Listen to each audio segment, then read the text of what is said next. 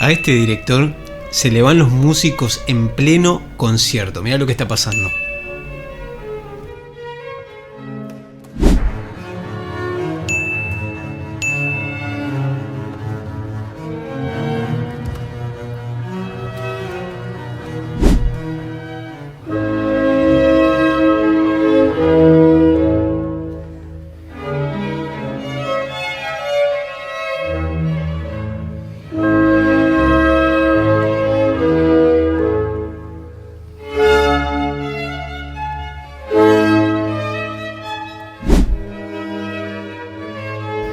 La obra empieza bien.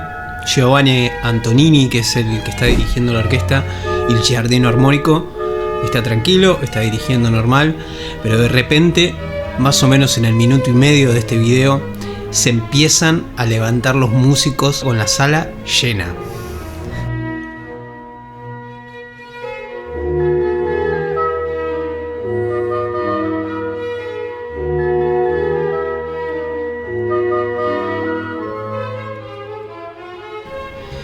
Te invito a que mires la reacción del director y de los otros músicos cuando casi todos abandonan la sala.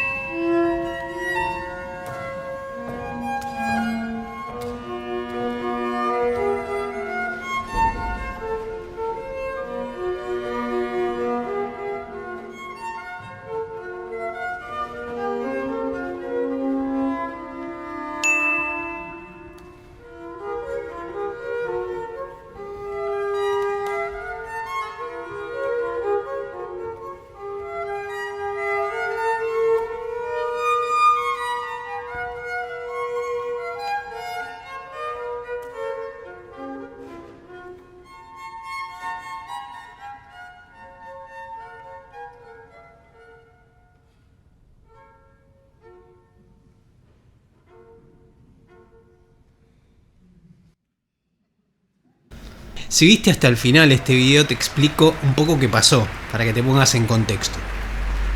Esta es una obra de Franz Joseph Haydn, compositor austríaco del clasicismo. Más o menos la compuso en 1772. Es una sinfonía, la número 45, llamada De los Adioses.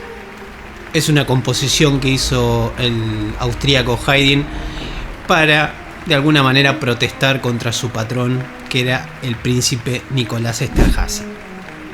Durante una estancia del compositor en la corte, él tenía a su cargo más o menos unos 25 músicos.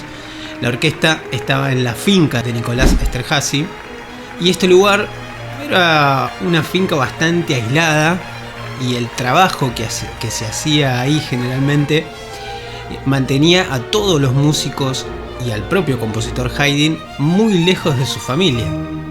Y no solo eso, sino que estaban mucho tiempo, o sea, todo lo que el príncipe quisiera prolongar su estadía en esa finca, ellos iban a estar alejados de su familia, no podían volver, porque en cada velada que hacía el príncipe, los músicos tenían que estar disponibles. Recordemos que en esta transición entre el barroco y el clasicismo, las cortes tenían a su disposición o mantenían dentro de su séquito a todos los músicos, o sea, pagaba la corte a todos los músicos. Por lo tanto, tendrían que ser un poco serviciales los músicos, eran un poco, no esclavos, pero sí servicio doméstico, prácticamente.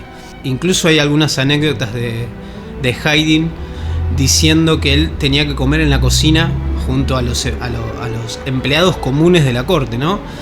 Junto a los que limpiaban, a los que cocinaban o a los que hacían otros quehaceres. Él, como músico, como director musical, tenía que comer también en la cocina, por lo menos durante un tiempo.